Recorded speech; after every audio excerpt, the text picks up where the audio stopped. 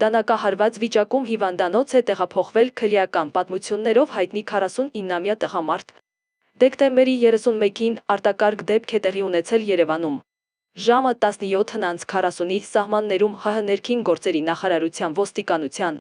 քրեական ոստիկանության գլխավոր վարչության Երևանի քրեական վարչությունում օպերատիվ տեղեկություններ են ստացվել, որ դանակահարված վիճակում Հերացու անվան թիվ 1 համալսարանական հիվանդանոց է տեղափոխվել մի քաղաքացի։ Մինչ բժիշկները պայքարել են վիրավորի կյանքի համար, ինչը նրանց հաջողվել է, քրեական ոստիկանները պարզել են, որ վիրավորը Երևանի բնակիչ 49-ամյա կմարությանն է, որը հիվանդանոց է տեղափոխվել կրծքավանդակի ձախ կեսի կտրած ծակած վերք ախտորոշմամբ։ Այս պահին քրեական ոստիկանները պարզում են, թե որտեղ է տեղի ունեցել դանակահարությունը եւ ինչ հանգամանքներում է կմարությանը դանակահարվել։